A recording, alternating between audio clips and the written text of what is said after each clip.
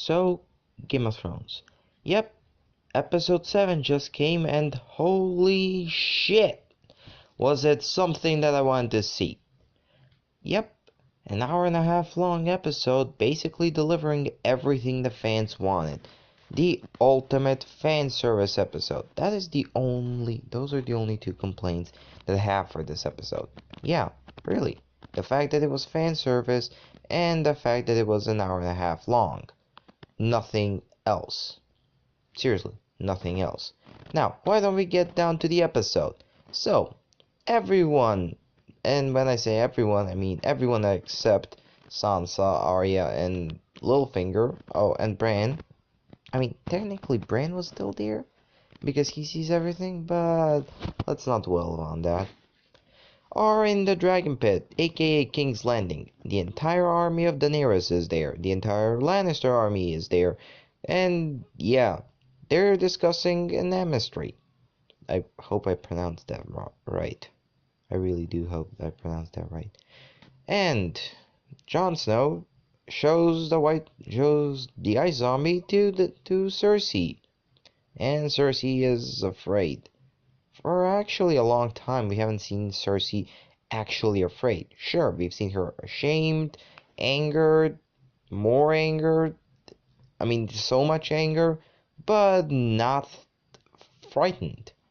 She wasn't even frightened when she got captured, because she always thought, hey, Tommen will save me. Yep, look how that turned out. Anyways, Cersei sees the Ice Zombie, and yeah, Qyburn is pleased.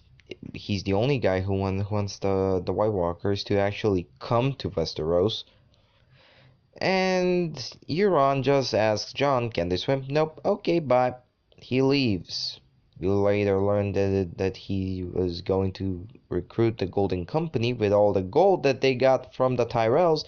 But hey, if they know, it can't hurt them. Anyways, Cersei says that there can be peace only if Jon bends the knee. Again, what is it with bending the knee? Jon says that he already bent the knee to one queen and he can't do it again, which Cersei just says, well, we are done here, bye. Everyone's pissed, even Jon himself, but hey, at least you tried, mate, at least you tried. Anyways, Tyrion goes to talk with Cersei, and we actually get one of the best scenes of the season, where they actually talk honestly and no lies. It's just a brother and sister talking. Tyrion apologetic, Cersei angry, and yeah, Tyrion even learns that she is pregnant.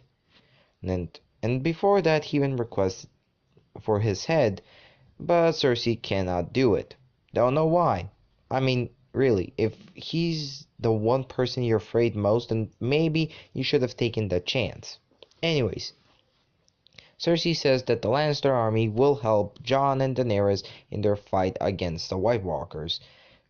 Well, that was all a ruse. Cersei then says to Jaime that she actually said that so that they would think that they were going to send reinforcements, when in fact she will actually stay in King's Landing with the entire army, the Golden Company, and Euron's fleet, and deal with whatever's left from the army of both armies. Yeah, I don't think that is such a good idea. Jaime leaves her and the baby and goes to Winterfell. Now, why don't we go with...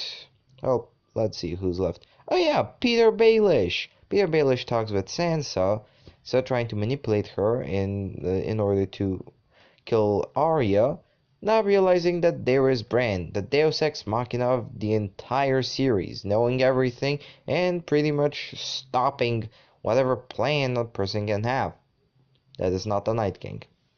Anyways, Peter Baelish's plan backfires, cries, which was not as satisfying as I thought it would be, and Arya executes him.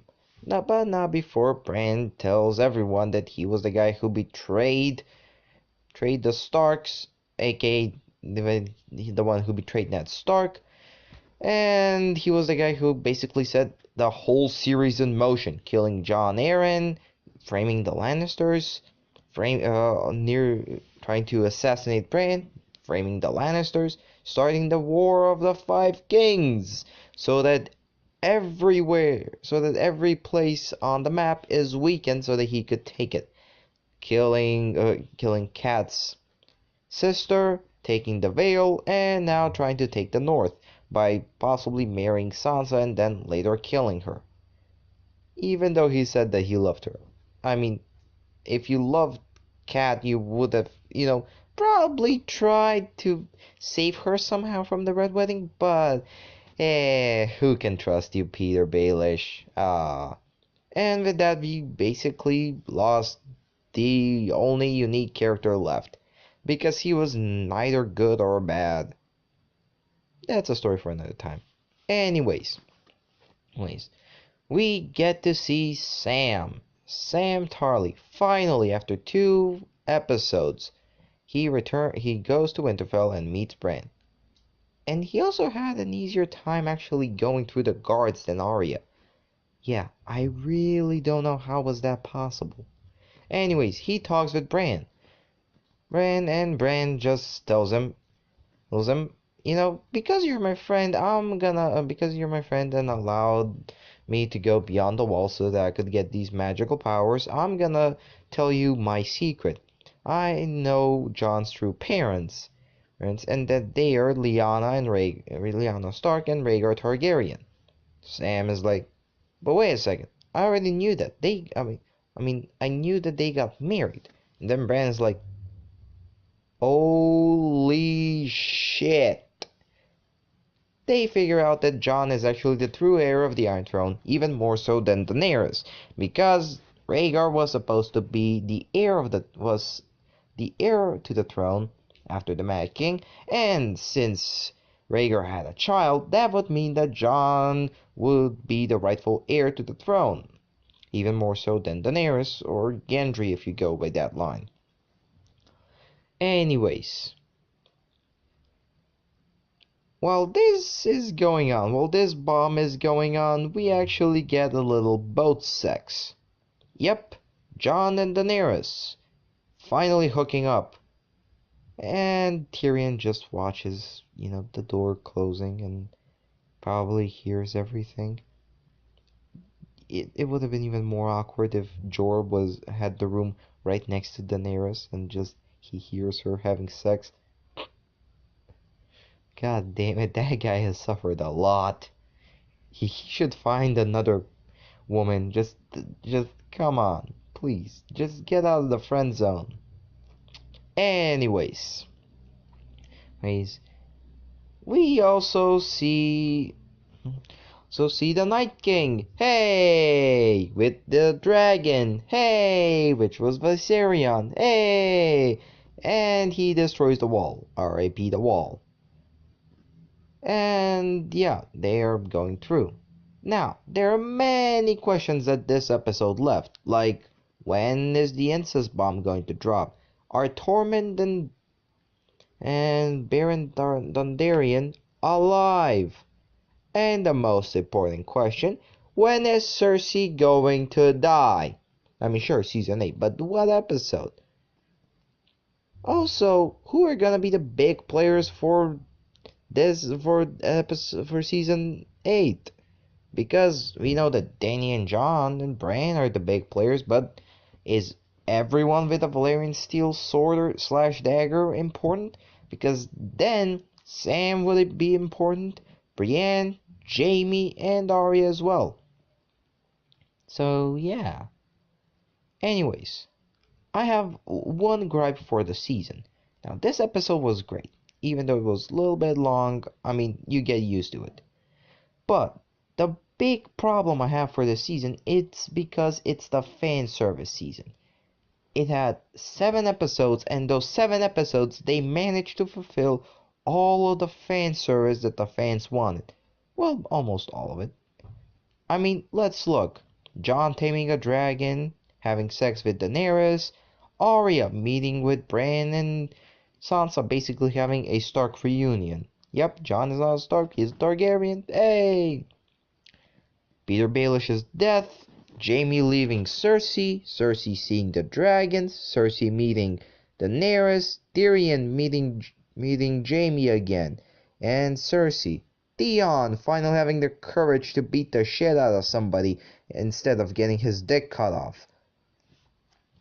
Oh, and who can forget Gendry? After 4 fucking seasons of rowing a boat, he finally came back. Yep, so all the Gendry boat memes are dead. So sad. Anyways, now, this episode is definitely going to be remembered as the worst season for Game of Thrones. Well, I mean, that and season 2. I think season 2? When you really compare this season is mediocre compared to the other seasons of Game of Thrones.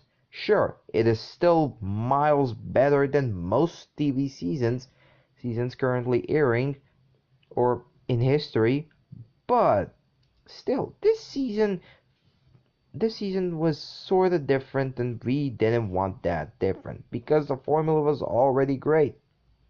But anyways, now let me just go back into a cave and sleep for 2 years until the next season comes, because it's gonna be 2019 until we actually see a new fucking season. God damn it, why? Why?